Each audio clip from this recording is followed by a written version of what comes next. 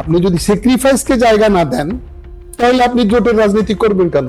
এরকম দ্বিচারিতা অন্তত রাজনৈতিক অঙ্গনে কোন আদর্শ রাজনীতিবিদের চরিত্রে থাকা উচিত নয়। ইসলামের যেহেতু এক বাক্স নীতি তারা ঘোষণা করেছিল, সেখানে জমিয়ত কেন আমরা দেখলাম না? এক বাক্স নীতির আড়ালে এমন কোন ফাঁদে আমরা পা দিতে চাই নাই, যেই ফাঁদে পা দিলে বাংলাদেশের ভবিষ্যৎ অনিশ্চয়তার কবলে পড়ে। আপনি প্রথম এখান থেকে বিচ্ছিন্ন হয়ে গেছেন, এই যে অনেকের পেছনে প্রথম আপনি। রাজধানী কেন্দ্রিক জাতীয় পর্যায়ে যদি আমার অবস্থান নাই থাকতো, তাহলে তো এত বড় দল থেকে আমার নমিনেশন আসার কোনো ক্ষেত্রই গ্রাউন্ড তৈরি হতো যে না। বিএনপি যে জোটের মূল যে দলটা, এরা আপনার ব্যাপারে আসলে কতটুকু ছিল? এই জুলাই সনদের উপরে আলেম সমাজের যে আকাঙ্ক্ষা, সেই আকাঙ্ক্ষার প্রতিফলন কতটুকু হয়েছে? আপনারা এই জুলাই সনদের সকল ধারার সঙ্গে কি একমত? আলেম সমাজের আকাঙ্ক্ষা ওইভাবে প্রতিফলিত হয়নি। এজন্যই কি আমরা সম্প্রতি একজন আলেমের একটা বক্তব্য দেখেছি, যিনি সেখানে সরাসরিভাবে বলছিলেন যে গণভোটে না ভোট দিতে হবে। আপনার রাজনীতির যে স্বাভাবিক ক্ষেত্র, যেটা সার্বক্ষণিক আপনি যেখানে রাজনীতি করেন, সেই জায়গাটা হচ্ছে যে রাজধানী ঢাকা। তো আপনি এখন নির্বাচনী লড়াইয়ে আছেন হচ্ছে নীলফামারী একই। স্বাভাবিকভাবে একটা প্রশ্ন আসে, এই নীলফামারী এক আসনের আপনাকে কেন ভোট দিতে? আপনার তো রাজনীতির ক্ষেত্র হচ্ছে ঢাকা। চমৎকার প্রশ্ন করেছেন। আমি অবস্থান করি ঢাকায়। আমি এখন নির্বাচনের মাঠে প্রতিদ্বন্দ্বিতা করতে বা লড়তে আসছি। যেহেতু আমার অবস্থান ঢাকায়, সেহেতু আমার এলাকার জনগণ কেন আমাকে ভোট দেবে? চমৎকার প্রশ্ন, ভেরি ইম্পর্টেন্ট কোশ্চেন। আমি এর জবাবে বলতে চাই, কারো অবস্থান যদি তার জন্মস্থানের বাইরে অন্যত্র থাকে, অর্থাৎ কর্মস্থল যে জন্মস্থানই হবে, এটা তো জরুরি নয়। জন্মস্থানের বাইরে কারো কর্মস্থল হতে পারে না। প্রশ্ন, পাল্টা প্রশ্ন আপনাকে। তো জন্মস্থানের বাইরে কোথাও কর্মস্থল হওয়া, এটা তো কারো অপরাধ না। আমি সৌদি আরবে ছিলাম, সরকারি লেকচারার হিসেবে কর্মরত ছিলাম, সস্ত্রীক। একটা পর্যায়ে আমি ঢাকায় সেটেল হই, ঢাকায় আমি কর্মরত থাকি লং টাইম। রাজনীতি করতে হলে তো ঢাকায় থাকতে হবে। আমি রাজনীতির অঙ্গনে, তা রাজনীতির অঙ্গনে থেকে আমার জন্মস্থানে ডোমারডিমলায় পড়ে থাকা, এটা তো প্রশ্নে আসে না। যারা রাজনীতিবিদ তারা সবাই তো রাজধানীতেই থাকবে। হ্যাঁ, বিশেষ করে যারা সেন্ট্রাল কমিটির সঙ্গে যুক্ত, দল পরিচালনার সঙ্গে যুক্ত, তাদের তো রাজধানী কেন্দ্রিক অবস্থান হয় সঙ্গত। ইত্যাদি ইত্যাদি বহুবিধ কারণে ঢাকায় আমার অবস্থান, কর্মের কারণে, সংগঠন পরিচালনার কারণে, দলকে লিড দেওয়ার প্রয়োজনে। এর অর্থ তো এই নয় যে ডোমারডিমলায় আমি আসা যাওয়া করি না।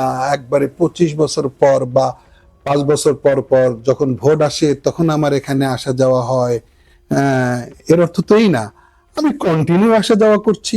2001 সাল থেকে আজও পর্যন্ত টানা 25 বছর অবিরত আমার জনকল্যাণমূলক কার্যক্রম পরিচালিত হয়ে আসছে। এই কার্যক্রমগুলো সাক্ষী হয়ে আছে, কালের সাক্ষী হয়ে আছে যে এলাকায় আমার আসা যাওয়াটা কোন মাত্রায়। স্বাভাবিক কারণে আমার 25 বছর থেকে আমার জনকল্যাণমুখী সমাজসেবামূলক কার্যক্রম মানুষ দেখে আসছি, আমি পরিচালনা করে আসছি। স্বাভাবিক কারণে আমি আশাবাদী যে তারা আমার কাজের যে চেহারা, এটা তারা দেখে ফেলেছেন। আমাকে তারা সহজেই তারা গ্রহণ করবেন এবং এই জাতীয় প্রশ্ন তারা তুলবেনও না এবং এই পর্যন্ত তারা তুলেনও নি। আচ্ছা, আপনি বলছিলেন যে মানে আপনার যদি কর্মস্থল বা রাজনীতির স্থল রাজধানীতে হয়, এরপরও আপনি জনগণের সঙ্গে। আমরা এই ব্যাপারে আশা করতে পারি যে আপনি জনগণের সঙ্গে এই বিষয়ে কমিটেড, যে নির্বাচনের পরেও জনগণ তাদের সুখে দুঃখে প্রয়োজনে আপনাকে পাশে অবশ্যই। আমরা যেটা দেখি যে ডোমার ডিমলা যে আসনটা, এটা বিশেষ করে হচ্ছে নদী ভাঙ্গন, এই জাতীয় কিছু সমস্যা এই এলাকার মধ্যে আছে। এই ব্যাপারে জনগণকে আপনি কি কমিটমেন্ট দিবেন যে এইসব যে সমস্যাগুলো আছে এগুলো উন্নয়নে আপনি কেমন? আপনার এই দ্বিতীয় প্রশ্নের দুটি পার্ট। প্রথমত, যে আপনার বক্তব্য থেকে আমরা বুঝে নিচ্ছি বা ধরে নিচ্ছি যে আপনি নির্বাচনের পরেও এলাকায় আসবেন, জনগণ আপনাকে কাছে পাবে। 100% আস্থা। আমি যদি এলাকায় সবসময় পড়ে থাকতাম, রাজধানী কেন্দ্রিক জাতীয় পর্যায়ে যদি আমার অবস্থান নাই থাকতো, তাহলে তো এত বড় দল থেকে আমার নমিনেশন আসার কোনো ক্ষেত্রই গ্রাউন্ড তৈরি হতো না। তো ঢাকায় থাকতে হয়। জনগণের সঙ্গে আগেও সম্পৃক্ত ছিলাম, আজও আছি আলহামদুলিল্লাহ, ইন ফিউচারেও ইনশাল্লাহ থাকবো, কোনো সমস্যা নেই।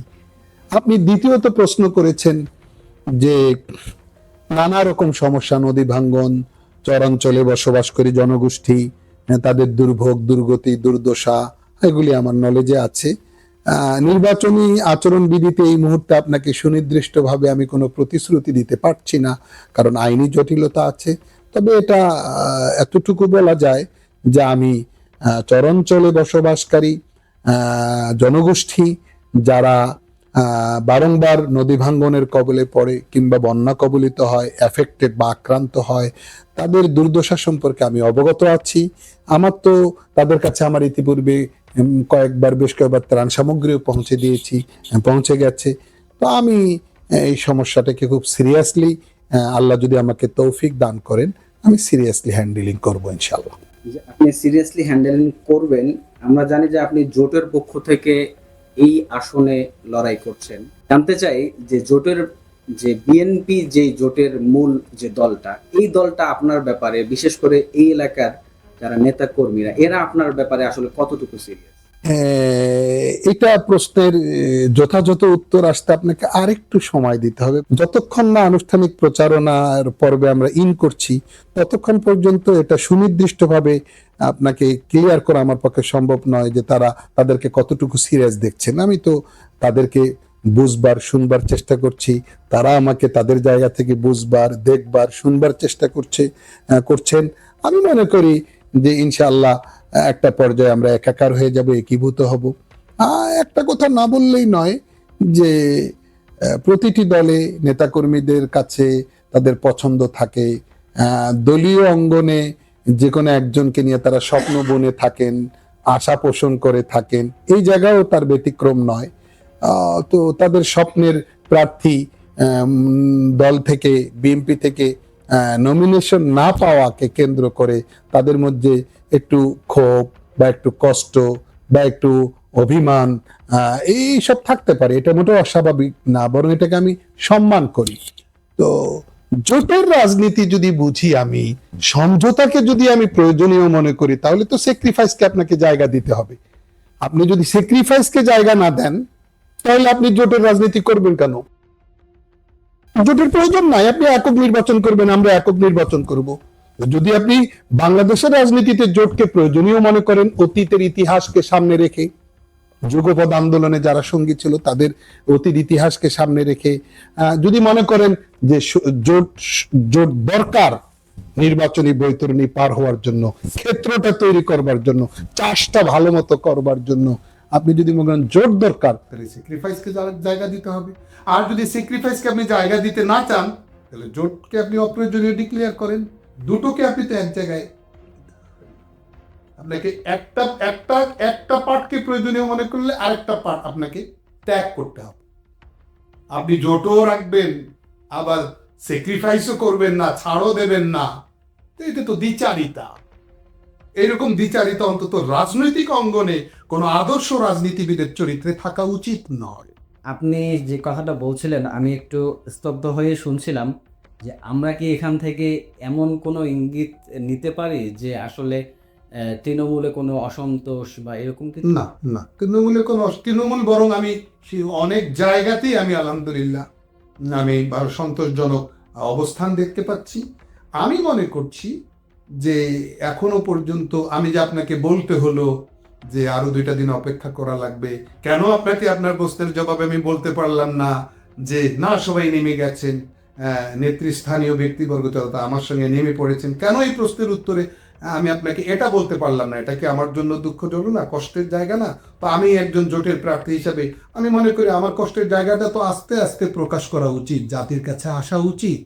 আমরা একটা বিষয় একটু জানতে চাই, আপনি বিএনপির কথা বলছিলেন, পাশাপাশি এই আপনার আসনে আরও আমরা জানি যে অন্য অন্য দলের যে প্রার্থীরা রয়েছে, এদের ব্যাপারে আপনি চ্যালেঞ্জ মানে কেমন কি না, এখানে আরেকটা কথা বলা ভালো যে বিএনপির যে হাইকমান্ড, সেন্ট্রাল কমিটি, পার্টিকুলারলি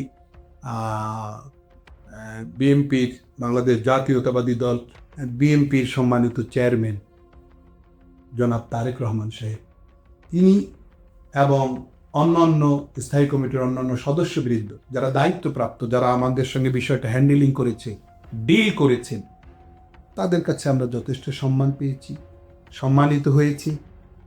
এখনো তারা সেই সম্মানের জায়গাটাকে অক্ষত রেখেছেন, আমরাও তাদের প্রতি সন্তুষ্ট। স্থানীয় পর্যায়ে কিছুটা মান অভিমান থাকতেই পারে, এই মান অভিমানের জায়গাটাকেও আমি শুরু থেকে আজও পর্যন্ত সমীহ করে আসছি, এবং সমীহ করা আমাদের দায়িত্ব, আমাদের এক্সট্রা কোয়ালিটিও বটে।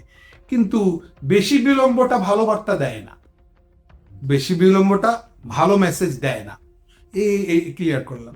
বাকি আপনি এখন যেটা বললেন যে অন্যান্য প্রার্থী, সব প্রার্থীর প্রতি আমাদের শ্রদ্ধাবোধ আছে। আপনারা কোনো মানে এখানে আপনাদের প্রতিযোগী হিসেবে কাদেরকে মনে করছেন, বা কাউকে আপনি স্পেসিফিক ভাবে চ্যালেঞ্জ মনে করছেন কিনা? না, ওইরকম কোনো চ্যালেঞ্জ আমি মনে করছি না। আমারটাকে আমি আমার মতো করে দেখছি, আরেকজন প্রার্থী তার বিষয়গুলোকে তিনি তার মতো করে দেখছেন। বাকি প্রার্থী হিসেবে শ্রদ্ধাবোধ আছে। আর যতক্ষণ না আনুষ্ঠানিক প্রচারণা শুরু হচ্ছে ততক্ষণ পর্যন্ত কে আমার প্রতিপক্ষ এটাকে একটু এত তাড়াতাড়ি নাই বললাম, আর একটু অপেক্ষা করি। মানে আমি বলছিলাম যে জয়ের দিকটা কিভাবে দেখছেন আপনি, কি সবার চেয়ে? আমি আশাবাদী, আমি দারুণভাবে আশাবাদী। ইনশাআল্লাহ, আল্লাহ তাআলা যদি চান, আমি ইনশাআল্লাহ বিজয়ের কাঙ্ক্ষিত মাইল ফলক স্পর্শ করতে সক্ষম হব। পাশাপাশি যেহেতু আপনি একজন জাতীয় নেতা, কয়েকটা জাতীয় প্রশ্ন আপনাকে না করলেই না। প্রথমত আমাদের একটি মানে জানার প্রশ্ন হচ্ছে, আপনি যেহেতু একজন একটা দেশের শীর্ষ ইসলামী দলের শীর্ষ নেতা, মহাসচিব, তো দেশে যখন একটা ইসলামী সমঝোতার আওয়াজ নিয়ে একটা জোট বা সমঝোতা যেটাই বলেন, 10 দলীয় 11 দলীয় যেটা আসলো, সেখানে আমরা জমিয়তকে দেখতে পাইনি। তো ইসলামের যেহেতু এক বাক্স নীতি তারা ঘোষণা করেছিল, সেখানে জমিয়ত কেন আমরা দেখলাম না?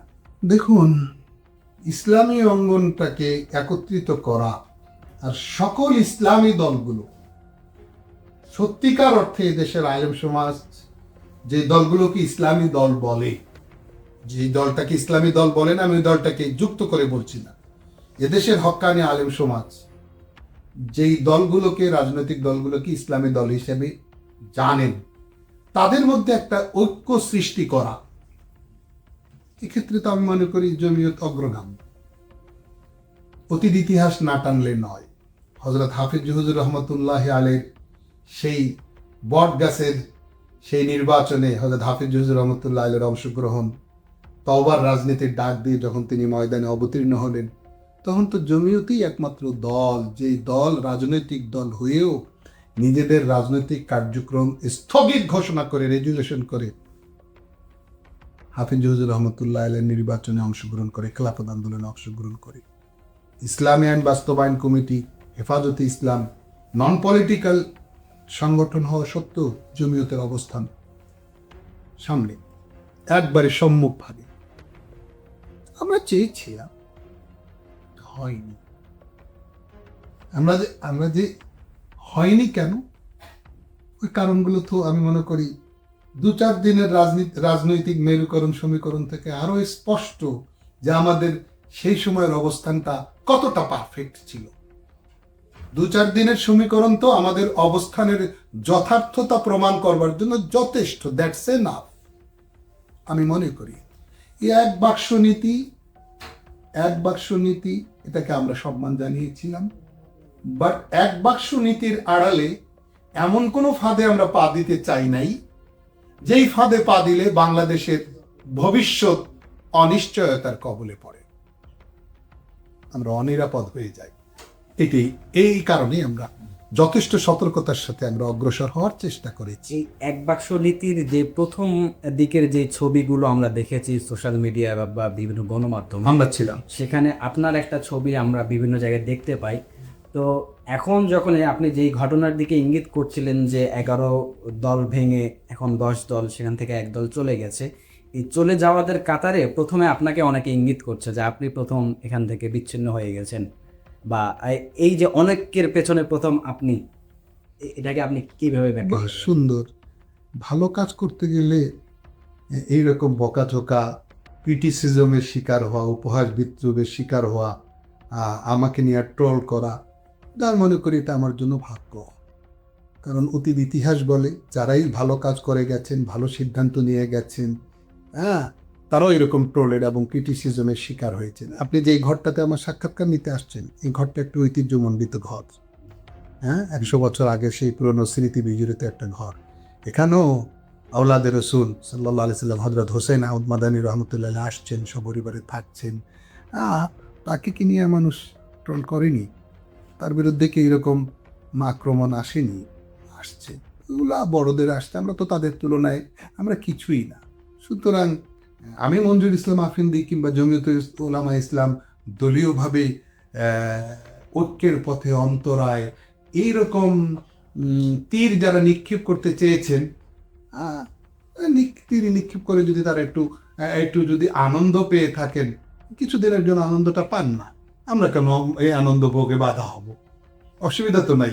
সময় যত গড়াবে তত আমাদের সিদ্ধান্তের যথার্থতা ফুটে উঠবে। আপনি চমৎকারভাবে বলেছেন।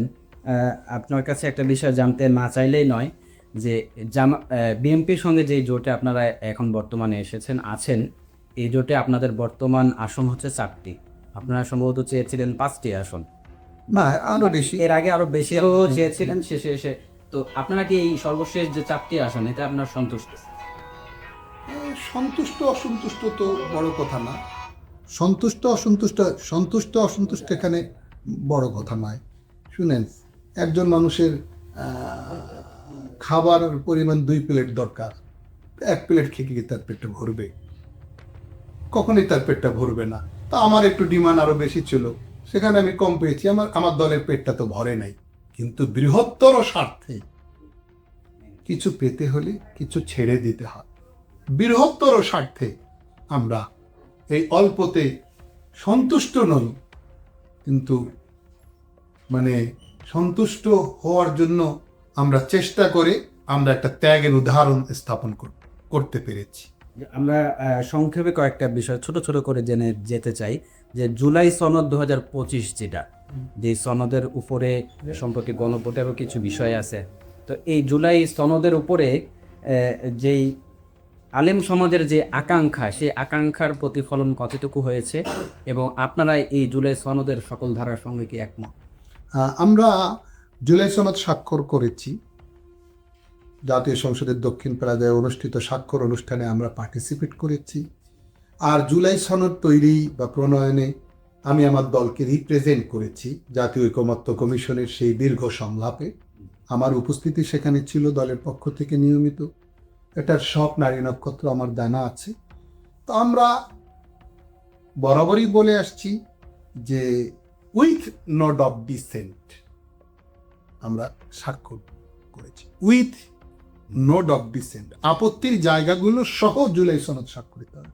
সুতরাং আপত্তির জায়গাগুলো সহ যদি জুলাই সনদ স্বাক্ষরিত হয় তাহলে আমরা গুড। আর আমাদের যেমন জাতীয় সংসদ দ্বিকক্ষ বিশিষ্ট পার্লামেন্ট, আমরা নোট অফ ডিসেন্ট দিয়েছি। বলেছি যে এটা বাংলাদেশের জন্য এই মুহূর্তে এটা কল্যাণকর নয়, আরো একটা টার্ম 2টা টার্ম আমরা অপেক্ষা করি। যেখানে নিম্ন কক্ষটাকে আমরা এখনো ভালো করে সাজাতে পারিনি, সেখানে আবার উচ্চ কক্ষ একটু দেখি না, একটু অপেক্ষা করি। এরকম অনেক অনেক জায়গাগুলোতে আমরা দ্বিমত পোষণ করেছি দলের পক্ষ থেকে। স্বাভাবিক কারণে নোট অফ ডিসেন্ট সহ যদি জুলাই সনদ স্বাক্ষরিত হয়, আমরা সেটাই মনে করছি সেটাই স্বাক্ষরিত হয়েছে। মাঝখানে যদি এদিক সেদিক কিছু হয়ে থাকে, সেটা দায়িত্ব তো জমিয়তুল উলামা ইসলাম বাংলাদেশ নেবে না, আর রাজনৈতিক দলগুলো যারা দ্বিমত পোষণ করেছে তারাও নেবে না। আলেম সমাজের আকাঙ্ক্ষার বিষয়টা একটু বলবেন। আলেম সমাজের আকাঙ্ক্ষা কি প্রতিফলিত হয়েছে জুলাই সনদে? আলেম সমাজের আকাঙ্ক্ষা ওইভাবে প্রতিফলিত হয়নি। কিছু কিছু জায়গায় আলেম সমাজের আকাঙ্ক্ষা প্রতিফলিত হয়নি বলা চলে। কিছু কিছু জায়গায় সাধারণ মানুষের কিছু দাবি দেওয়া, এটা এখানে মুখ্য বিষয় হয়ে সামনে এসে থাকতে পারে। এজন্য কি আমরা সম্প্রতি একজন আলেমের একটা বক্তব্য দেখেছি, যিনি সেখানে সরাসরিভাবে মানে বলছিলেন যে গণভোটে মা ভোট দিতে হবে। এই বিষয়টাকে আপনারা কিভাবে? এই বিষয়ে এখন আমি নির্বাচনের মাঠে আছি। যারা ঢাকায় দায়িত্ব পালন করছেন তারা এই বিষয়ে, যেহেতু আমি অনেকটাই নির্বাচন নিয়ে এখন বেশি সময় পার করছি, তারা ঢাকা থেকে এটার উত্তর দেবে। সর্বশেষ আপনার এলাকার ভোটারদের ব্যাপারে এবং সারা দেশের ভোটারদের ব্যাপারে যদি কোনো বার্তা দিতে চান। আমি চাই, ভোটটা তো আবেগের জায়গা থেকে হওয়া উচিত নয়, ভোটটা ভাবনার জায়গা থেকে আসা উচিত। সিদ্ধান্তের বিষয়টা খুব জটিল, খুবই গুরুত্বপূর্ণ। আগামী বাংলাদেশ কোন পথে পরিচালিত হবে এবং কাদের কি প্ল্যান, মুখে কি প্ল্যান, আড়ালে কি প্ল্যান, সবগুলো চুলচেরা বিশ্লেষণ করে একজন ভোটার হিসেবে আমি মনে করি একজন ভোটারের সিদ্ধান্ত গ্রহণ করা উচিত।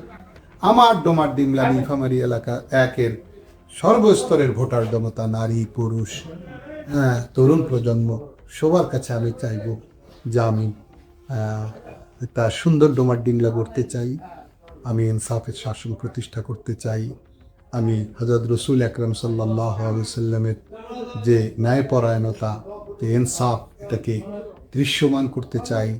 আমি এই বেকারত্ব সমস্যার সমাধান করতে চাই। আমরা কৃষি উপকরণগুলোকে আরও সহজলভ্য করতে চাই, শিক্ষাটাকে আরও সন্তোষজনক মাত্রায় নিয়ে যেতে চাই। বিভিন্ন জায়গায় যারা অবহেলিত তাদেরকে অবহেলা বঞ্চনার জায়গা থেকে উদ্ধার। আপনাকে অসংখ্য ধন্যবাদ আমাদেরকে সময় দেওয়ার জন্য, এবং আপনার নির্বাচনী যাত্রায় আপনার জন্য শুভকামনা। আপনাকে অনেক অনেক আপনাকেও ধন্যবাদ আমার সাক্ষাৎকার দিতে আসবার জন্য।